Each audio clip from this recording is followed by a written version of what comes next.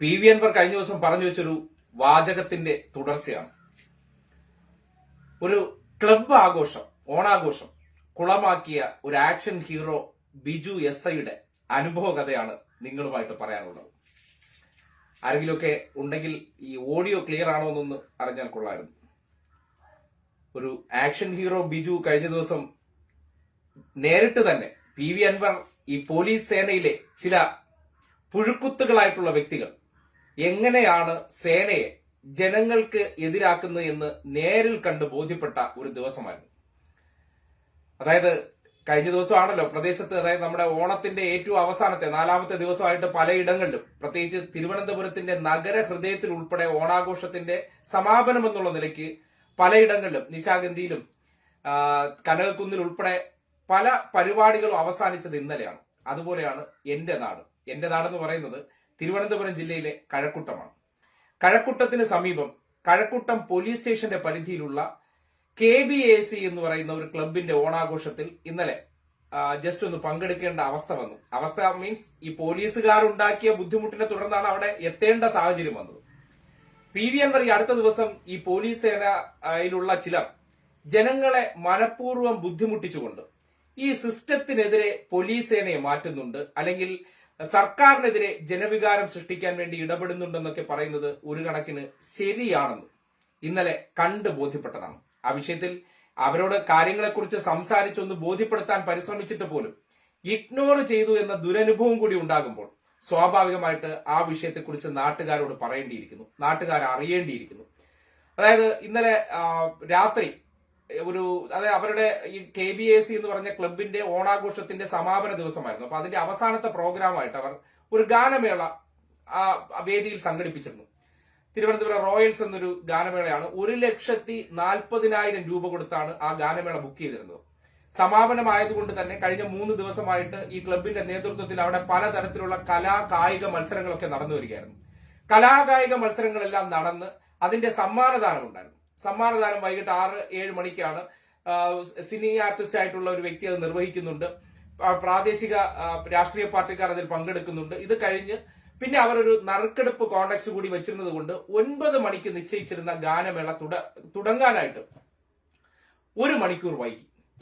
1 മണിക്കൂർ വൈകിയപ്പോ നമ്മുടെ ഈ പോലീസ് ഏമാന്മാർ, അതിൽ പറയാതിരിക്കാൻ നിവർത്തിയില്ലാത്തൊരു കാര്യം, ആക്ഷൻ ഹീറോ ബിജു ആയിട്ടുള്ള എസ്ഐയുടെ പേരെടുത്ത് പറയാത്ത ഒരു വ്യക്തിയെ ഇനിയിപ്പോ സമൂഹത്തിന്റെ മുന്നിൽ, ഇപ്പൊ എന്റെ ഫ്രസ്ട്രേഷൻ തീർക്കാൻ വേണ്ടി അയാളെ പേര് പറഞ്ഞ് സമൂഹത്തിന്റെ മുന്നിൽ എല്ലാ കാലത്തും മോശക്കാരനാക്കണമെന്ന് വിചാരിക്കുന്നില്ല. എന്നിരുന്നാലും ആ നാട്ടുകാർക്ക് കണ്ടവർക്കെല്ലാം അറിയാം, അയാളുടെ പേരും എനിക്ക് വ്യക്തമായ ധാരണയുണ്ട്.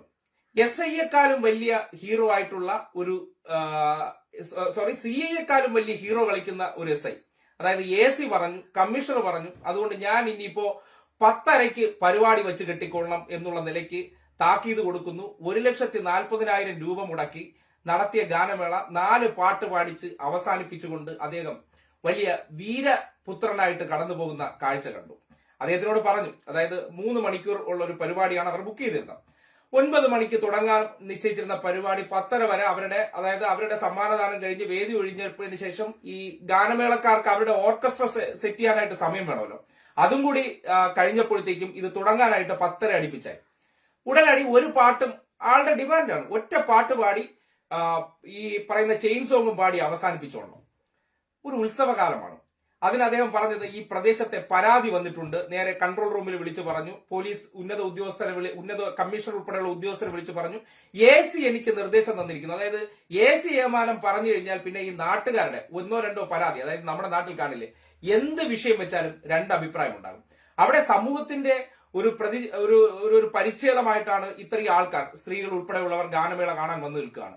അവരെയൊന്നും, അല്ലെങ്കിൽ അവരുടെ ഒരു ആഘോഷത്തെ സംബന്ധിച്ചൊന്നും യാതൊരു തരത്തിലുള്ള പരിഗണനയില്ലാതെ ഇതിനെ ഒറ്റയടിക്ക് റദ്ദാക്കാനായിട്ടുള്ള നിർദ്ദേശം കൊടുക്കുന്ന ആ മനോഭാവം ഉണ്ടല്ലോ, ആ മനോഭാവത്തെയാണ് പോലീസ് സേനയിൽ ജോലി ചെയ്യാനായിട്ട്, അല്ലെങ്കിൽ ലോ ആൻഡ് ഓർഡർ പണിയെടുക്കാനായിട്ട് ഇവർക്കൊന്നും യാതൊരു യോഗ്യതയുമില്ലെന്ന് പറയേണ്ടി വരുന്നത്. അതായത് ഇപ്പോ ഈ ഒരു ലാഗായി പോലീസുകാർക്ക് സ്വാഭാവികമായിട്ട് പറയാം, ഇത്രയും മണിക്കൂറിന് നീട്ടിക്കൊണ്ട് പോകാൻ പറ്റില്ല, പകുതിയാക്കണം, നേർപകുതി 1.5 മണിക്കൂർ ആ പ്രോഗ്രാം നടത്തിയാൽ മതി.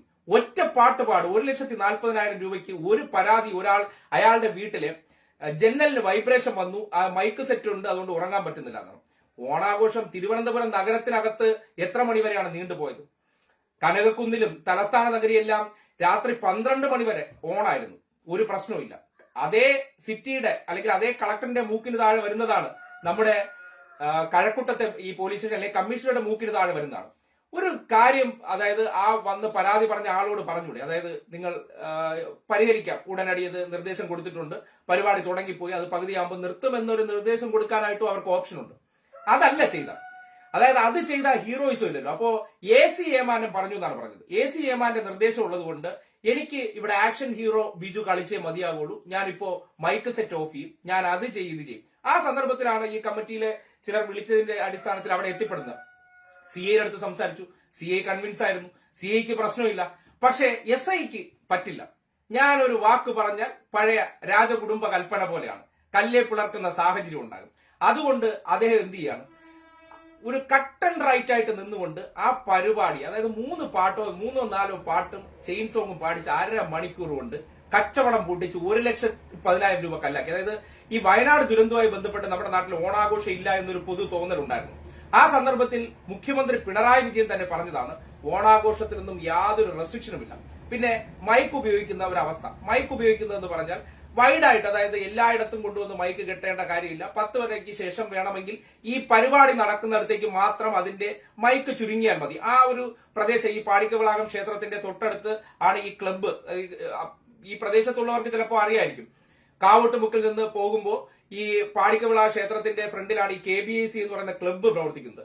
ആ ക്ലബിനോട് ചേർന്ന് വിശാലമായിട്ടുള്ള സ്പേസ് ഉണ്ട്. ആ സ്പേസിനകത്ത് ഈ പരിപാടി വെക്കുന്ന സന്ദർഭത്തിൽ അവിടെ അതിനകത്തേക്ക് ചുരുക്കി വെച്ചിരുന്നാൽ പോലും കുറച്ചൊക്കെ ബുദ്ധിമുട്ടുകൾ ഈ നാട്ടിൽ ഏത് വിഷയം ഉണ്ടായാലും എല്ലാവർക്കും സഹിക്കേണ്ടി വരും. അത് സഹിക്കേണ്ടി വരില്ല. അത് ഏത് ഉത്സവമോ ആഘോഷമോ. ഇപ്പോ വെടിക്കെട്ടാണ് നടന്നുകൊണ്ടിരുന്നത്. ആ വീട്ടിലെ ജനലിൽ വൈബ്രേഷൻ ഉണ്ടായി അവരെ വിളിച്ചു പറയുകയാണ്, വന്നു എന്ന് തന്നെ വെക്കുക. നിർത്താൻ പറഞ്ഞാൽ ഓക്കെ, അതൊരു അപകടകരമായ കാര്യമാണ്. ഒരു ഗാനമേളയൊക്കെ നടത്തുക എന്ന് പറഞ്ഞാൽ അതിനുവേണ്ടി അവർ കഷ്ടപ്പെട്ട് ഈ പിരിവെടുത്ത് പൈസ കൊടുത്ത് 1,40,000 എണ്ണിക്കൊടുത്ത് 3 മണിക്കൂറിന്റെ പരിപാടി 20 മിനിറ്റും അരമണിക്കൂറിനകത്ത് ചുരുക്കാൻ വേണ്ടി കാണിച്ച ആ ഒരു വീരസാഹസിക പ്രവർത്തനം ഉണ്ടല്ലോ, ആ പ്രവർത്തനമൊന്നും പോലീസ് സേനയ്ക്ക് ഇന്നത്തെ കാലഘട്ടത്തിൽ ചേർന്ന പ്രവർത്തനമല്ല. ചിലരൊക്കെ ഇദ്ദേഹത്തെ ന്യായീകരിക്കാൻ, അതായത് ഈ ആക്ഷൻ ഹീറോ സ്റ്റൈലിലാണല്ലോ കയ്യടി കൂടുതൽ കിട്ടുന്നത്. അത്രയും പേർ നിരാശരായി മടങ്ങി, അവരെടുത്ത എഫേർട്ട്, ഇതൊക്കെ മനസ്സിലാക്കുമ്പോഴാണ് ഒരു ഉദ്യോഗസ്ഥന്റെ മേലങ്കി അണിയുമ്പോൾ എന്താകുന്നത്, മനുഷ്യനാകുന്നത്. അദ്ദേഹത്തിനോട് വളരെ കാര്യമായിട്ട് പറഞ്ഞു, നിങ്ങൾ ഒരു 1-2 പാട്ടുകൂടെ അഡ്ജസ്റ്റ് ചെയ്ത് കൊടുക്കുക, അവർ ഇത്രയും കഷ്ടപ്പെട്ടതല്ലേ, ആ സമയം നീണ്ടുപോയി. അതായത് 9 മണിക്ക് തുടങ്ങുമെന്ന് പറഞ്ഞത് സമയം വൈകി നിങ്ങൾ കണ്ടോ, 10:30 എല്ലാ കലാപരിപാടിയും അവസാനിപ്പിക്കണമെന്നാണ് ഹൈക്കോടതി ഉത്തരവെന്ന്. ഈ കോടതി ഉത്തരവുകളെ കുറിച്ചൊന്നും നിങ്ങൾ ക്ലാസ് എടുക്കേണ്ട കാര്യമില്ല. ശബരിമല യുവതീ പ്രവേശനം നമ്മുടെ നാട്ടിൽ സുപ്രീം കോടതി വിധിയാണ്. എന്നിട്ടിപ്പോ നിങ്ങൾക്ക് എല്ലാവർക്കും കൂടി ഈ പോലീസുകാർക്ക് ആ ഉത്തരവ് നടപ്പാക്കാനെന്നുള്ള ആവേശത്തിന്റെ പുറത്ത് നിങ്ങൾ ഓടിച്ചെന്ന് ചെയ്യുമോ? ഇല്ലല്ലോ. അപ്പൊ അതിനെക്കുറിച്ചൊന്നും പറയാതിരിക്കുകയാണ് നല്ലത്. അത്തരം ന്യായീകരണങ്ങളൊക്കെ ഹൈക്കോടതി ഉത്തരവുണ്ട്, മറ്റതുണ്ട്, മറിച്ചുണ്ട്. അല്ലെങ്കിൽ ഈ ക്ലബിന്റെയൊക്കെ 10:30 തീർക്കണം. എന്താണ് ഈ ആഘോഷം എന്ന് പറഞ്ഞത്? ഈ നേരത്തെ തന്നെ ആൾക്കാരെ അടിച്ച് വീട്ടിൽ കയറ്റിയിട്ട് പോലീസുകാർക്ക് അവരുടെ പൊടിയും തട്ടി വീട്ടിൽ പോകുന്നതാണോ ആഘോഷ പരിപാടി? ഓണാഘോഷം എന്ന് പറഞ്ഞാൽ അവർക്ക് ഒന്ന് ഈ സാധാരണ ജീവിതത്തിന് വ്യത്യസ്തമായിട്ട്, അല്ലെങ്കിൽ ദിവസവും നമ്മൾ എന്താണ് 10 മണിയാകുമ്പോൾ വീട്ടിൽ കയറി കിടന്ന് ഉറങ്ങുകയാണ് ചെയ്യുന്നത്. അതിന് ആഴ്ചയിൽ ഒരു ദിവസം ഒരു 11 മണിയോ 11:30യോ 12 മണി വരെയൊക്കെ ആയിക്കഴിഞ്ഞാൽ എന്തെങ്കിലും സംഭവിച്ചു പോകും. അതുമായി ബന്ധപ്പെട്ട് അവിടെ ഒരു വലിയ സംഘടന നടന്നു, നമുക്ക് മനസ്സിലാക്കാം. അത് നിർത്തിച്ചതിൽ കാര്യമുണ്ട്. അതുപോലും പറഞ്ഞു എന്തെങ്കിലും ഇഷ്യൂ നടക്കുന്നെങ്കിൽ നിങ്ങൾ അത് സ്റ്റോപ്പ് ചെയ്യിച്ചോളൂ, ഒരു പ്രശ്നവുമില്ല. CA തയ്യാറാകുമ്പോഴും SI ഏമാൻ AC ഏമാൻ കൊടുത്ത നിർദ്ദേശത്തിന്റെ അടിസ്ഥാനത്തിൽ എനിക്ക് അതിൽ നിന്നും മാറാൻ പറ്റില്ല, ഞാൻ ആക്ഷൻ ഹീറോ ബിജു ആണ്, ഞാൻ പറഞ്ഞു കഴിഞ്ഞാൽ അതേ നടക്കുള്ളൂ. അതിനപ്പുറത്തേക്ക് നടന്ന മൈക്കൂരും കറണ്ടൂരും എന്തൊക്കെയാണ് ഈ കാട്ടിക്കൂട്ടുന്നത്? അവിടെയാണ് PV അൻവർ പറഞ്ഞ വാചകത്തെക്കുറിച്ച് വളരെ പ്രസക്തമായി പറയേണ്ടി വരുന്നത്. അതായത് പോലീസ് സേനയുടെ ഇത്തരം ചില ഉദ്യോഗസ്ഥ പുഴുക്കുത്തുകളുടെ ഇടപെടൽ അത് സമൂഹത്തിലെ ജനങ്ങൾക്ക് ഈ സിസ്റ്റത്തോട് വല്ലാത്ത തോതിലുള്ള അമർഷം സൃഷ്ടിക്കുന്നുണ്ട് എന്നുള്ള കാര്യത്തിൽ ഒരു സംശയമില്ല തന്നെ. ഒരു ചെറിയ വിട്ടുവീഴ്ചയാണ്, അതൊരു മാനുഷികതയുടെ ഭാഗമാണെന്നേ. ഒരു ഉത്സവങ്ങൾ ആഘോഷങ്ങളുടെയൊക്കെ മുന്നിൽ ചെന്ന് നിന്നിട്ട് പോലീസ് കളിക്കുന്നതിനൊക്കെ ഒരു മര്യാദ വേണ്ടേ? കളിക്കുന്നതിനൊന്നും കുഴപ്പമില്ല, ഇടപെടേണ്ടടുത്ത് ഇടപെടേണ്ടതുപോലെ ചെയ്യേണ്ടതുണ്ട്. ഇതൊക്കെ ചെറിയ ചെറിയ അതായത് ഒരു പ്രോഗ്രാം ഒക്കെ ചിലപ്പോൾ കണ്ടക്ട് ചെയ്തുകൊണ്ടിരിക്കുന്നതിനിടയിൽ സമയത്തിലൊക്കെ ചെറിയ വ്യത്യാസം വരും. ആ വ്യത്യാസം വന്നു കഴിഞ്ഞാൽ ഞാൻ നേരത്തെ പറഞ്ഞതല്ല മാത്രമേ ഇവിടെ നടക്കുള്ളൂ എന്നൊക്കെ പറഞ്ഞാൽ ഒരു പരാതി ഉണ്ട്. ആ പരാതി വന്നതിന്റെ അടിസ്ഥാനത്തിൽ അതായത് ഒരു സമൂഹം മുഴുവൻ ഇപ്പുറത്തെ സൈഡിലും ഒരു പരാതി ഒരു സൈഡിലും അയാളോട് കാര്യം പറഞ്ഞാൽ മതിയല്ലോ. അതായത് വേണമെങ്കിൽ അതിന്റെ വോയിസ് അഡ്ജസ്റ്റ് ചെയ്യുന്ന രീതിയിലേക്ക് അവരുമായിട്ടൊരു സംസാരിച്ച് വേണമെങ്കിൽ നിങ്ങൾ കുറച്ച് ശബ്ദം കുറച്ചു കൊടുക്കൂ, ഇത് പറയാമല്ലോ. അങ്ങനെ എന്തെല്ലാം ഓപ്ഷൻ ഉണ്ടെന്ന്. ആ ഓപ്ഷനെല്ലാം മറികടന്നുകൊണ്ട് ഒരു ഓണാഘോഷത്തെ ഈ രീതിയിൽ നശിപ്പിച്ച ആ ഉദ്യോഗസ്ഥനുണ്ടല്ലോ, അയാൾ ഒരു കാരണവശാലും ലോ ആൻഡ് ഓർഡർ സംവിധാനത്തിൽ ഇരിക്കാൻ ഒരു യോഗ്യനുമല്ല. ഇത്തരം ആക്ഷൻ ഹീറോ ബിജുമാർക്കൊക്കെ പറ്റിയത് ഈ ഏതെങ്കിലും പോലീസിനകത്തുള്ള ഇന്റേണൽ ഡിപ്പാർട്ട്മെന്റുകൾക്കകത്ത് ഇരുന്ന് പണിയെടുപ്പാണ്. കാര്യം ജനങ്ങളുടെ തോളിൽ കുതിര കയറുക, ജനങ്ങളുടെ ആഘോഷങ്ങൾ കുളമാക്കുക, ഇതുകൊണ്ട് അയാൾ എന്താണ് നേടിയത്? അവരുടെ ഒരു ദിവസം ഒരു അധ്വാനത്തെ മുഴുവൻ നശിപ്പിച്ച് കളഞ്ഞിട്ട് ഞാൻ പറഞ്ഞത് അവിടെ നടന്നു എന്നുള്ള രീതിയിലുള്ള ഒരു വലിയ ഹീറോയിസ്റ്റിക് പരിവേഷം കിട്ടിയെന്നായിരിക്കും. പക്ഷേ അതുകൊണ്ട് സംവിധാനങ്ങൾക്കുണ്ടായിരിക്കുന്ന ഡാമേജിന് അയാൾക്ക് എന്തെങ്കിലും ഉത്തരവാദിത്വമുണ്ടോ? അതായത് സർക്കാർ ഉത്തരവുണ്ട് അല്ലെങ്കിൽ ഹൈക്കോടതി ഉത്തരവുണ്ടെന്ന് പറയുമ്പോൾ സ്വാഭാവികമായിട്ടും പുറത്തേക്ക് പോകുന്നത് എന്താണ്? മറ്റവരുടെ പരിപാടിക്ക് നടത്താം, നമ്മളുടെ പരിപാടി മാത്രമേ ഇങ്ങനെയൊക്കെ തടയുള്ളൂ, ഇത് കണ്ടില്ലേ സർക്കാർ സംവിധാനങ്ങൾ ഇങ്ങനെയൊക്കെയാണെന്നുള്ള തോന്നൽ ജനങ്ങളുടെ ഇടയിൽ ഉണ്ടാക്കുക, അതിലൂടെ വികാരം സൃഷ്ടിക്കുക എന്നുള്ള ഒരു ടാക്ടിക്സ് ആണ്. അത് ഒരു ശരിയായിട്ടുള്ള പ്രവണതയല്ല. ആ പ്രവണത നടത്തിയ ഈ ഉദ്യോഗസ്ഥനെ സംബന്ധിച്ച് പോലീസിലെ ഉന്നതരായിട്ടുള്ള ഉദ്യോഗസ്ഥരൊക്കെ ഒന്ന് മനസ്സിലാക്കേണ്ടത് ഇത്തരം എടുത്തുചാട്ടക്കാരെയല്ല. ഒരു വിഷയവുമായി ബന്ധപ്പെട്ട് ഇപ്പൊ കമ്മീഷണർ വിളിക്കുന്നു, കമ്മീഷണർ മനുഷ്യനല്ലേ? കമ്മീഷണർ എന്ന് പറഞ്ഞാൽ ആകാശത്ത് നിന്ന് പൊട്ടി വീണ ആളല്ലല്ലോ, അല്ലെങ്കിൽ DGP എന്ന് പറഞ്ഞാൽ മനുഷ്യനാണല്ലോ. കാര്യം പറഞ്ഞാൽ മനസ്സിലാകാത്ത അവസ്ഥയുണ്ടോ? ഇങ്ങനെ അവരുടെ പ്രോഗ്രാം തുടങ്ങാൻ ഇന്ന കാരണങ്ങൾ കൊണ്ട് വൈകി, അതുകൊണ്ട് കുറച്ച് സമയം കൂടെ ഒന്ന് അലൗട്ട് ചെയ്ത് കൊടുക്കണമെന്ന് പറഞ്ഞാൽ ആരാണ് സമ്മതിക്കാത്തത്? അവരുടെ എല്ലാം മൂക്കിന്റെ താഴെയാണല്ലോ തിരുവനന്തപുരം നഗരത്തില് ഇത്രയും വലിയ ആഘോഷം സർക്കാർ കൂടി കോർഡിനേറ്റ് ചെയ്ത് നടത്തിക്കൊണ്ടിരിക്കുന്നത്. നേരിട്ട് സർക്കാർ നടത്തിയില്ലെന്നേ ഉള്ളൂ. അപ്പോ അതിനൊന്നും പ്രശ്നമല്ല. ഇതപ്പോ മനഃപൂർവ്വം ചില താല്പര്യങ്ങളുണ്ട്, ആരുടെയൊക്കെയോ ചില താല്പര്യങ്ങൾ ഇയാളെ കൊണ്ട് നടപ്പിലാക്കി എന്ന് വേണം മനസ്സിലാക്കാൻ.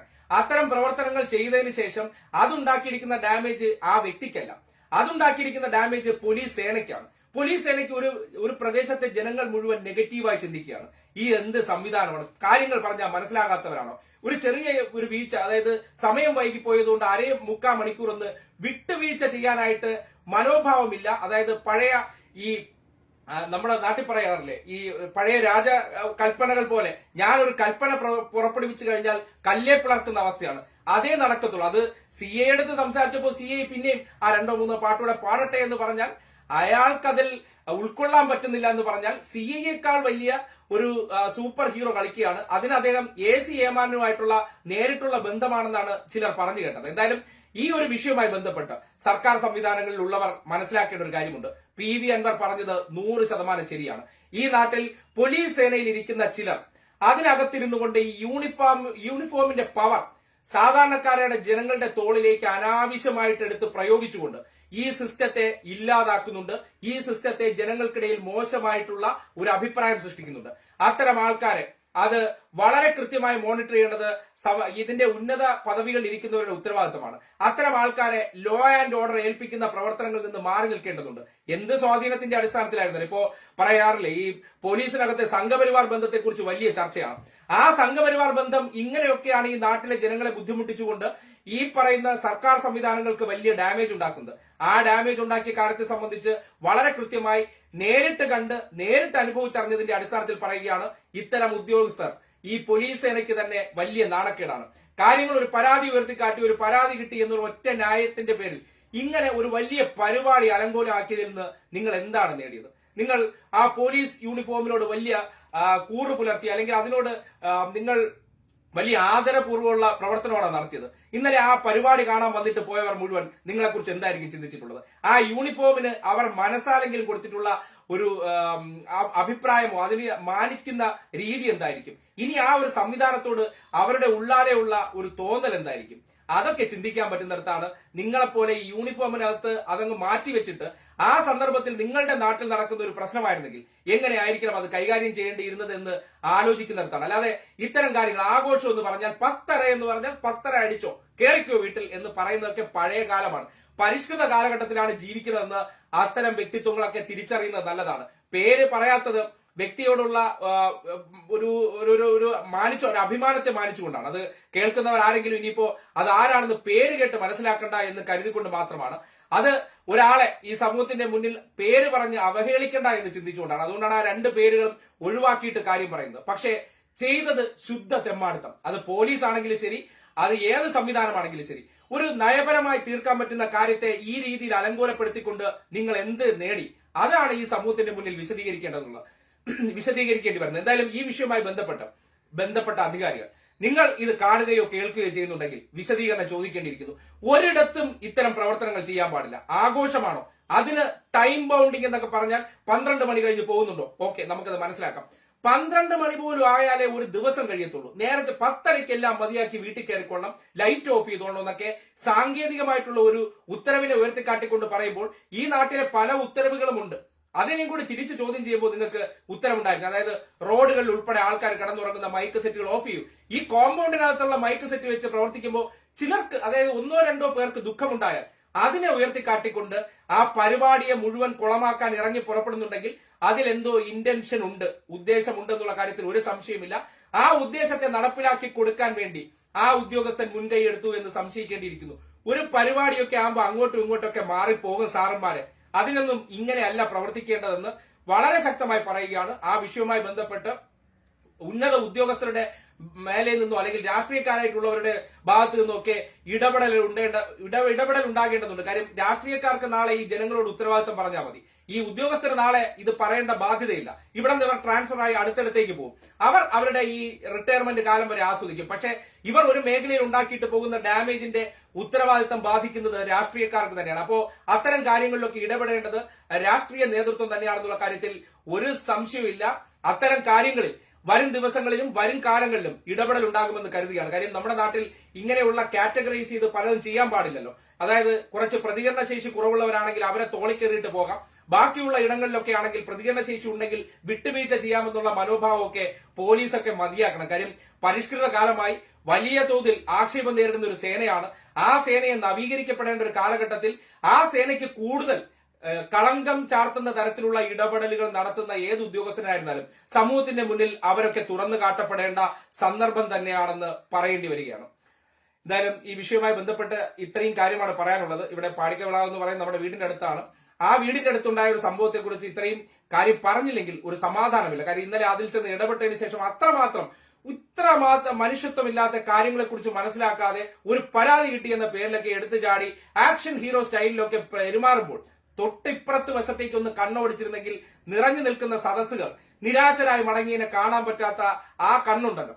പരാതി മാത്രമാണ്, നാളെ ഞാൻ കമ്മീഷണർ അടുത്ത് പോയി കൈകെട്ടി നിൽക്കുന്നൊക്കെ പറഞ്ഞു. ആ സന്ദർഭത്തിലും പറഞ്ഞു അങ്ങനെ എന്തെങ്കിലും പ്രശ്നം വരുന്നെങ്കിൽ അതിൽ നമുക്ക് എന്തെങ്കിലും ഇടപെടൽ നടത്തി നോക്കാം എന്ന് പോലും പറഞ്ഞിട്ട് പോലും അവർ എന്ത് ചെയ്തില്ല, ചെവിക്കൊണ്ടില്ല എന്നുള്ള കാര്യവും മുഖം തിരിച്ചു പോയി എന്നുള്ള കാര്യവും വളരെയധികം ബുദ്ധിമുട്ടുണ്ടാക്കി. അതിന്റെ അടിസ്ഥാനത്തിൽ തന്നെയാണ് ആ ഉദ്യോഗസ്ഥന്റെ പ്രവർത്തനം മോശമാണെന്ന് പറയുന്നത്. അതിന് കൈയടിക്കുന്നവരുണ്ടെങ്കിൽ അത് അവർ ഉദ്ദേശിച്ച കാര്യം നടപ്പാക്കിയെടുത്തു എന്നതിന് ഇയാൾ ടൂളായി നിന്നുകൊടുത്തു എന്നുള്ളതാണ് വസ്തുത. അതുകൊണ്ട് ആ വിഷയവുമായി ബന്ധപ്പെട്ട് കൃത്യമായിട്ട് അന്വേഷണം നടത്തേണ്ടതുണ്ട്. ഒരിടത്തും ഇങ്ങനെയൊന്നും പരിപാടികൾ അലങ്കോലപ്പെടുത്തിക്കൊണ്ട് ആ നാട്ടിലെ ജനതയെ മുഴുവൻ അല്ലെങ്കിൽ ആ പ്രദേശത്തെ ആൾക്കാരെ, ആ പരിപാടി സംഘടിപ്പിച്ചവരെ മുഴുവൻ നിരാശയിലാക്കിക്കൊണ്ട് പോലീസ് എന്ത് നേടി എന്ന ചോദ്യത്തിനാണ് ഈ സമൂഹം ഉത്തരം ആഗ്രഹിക്കുന്നത്.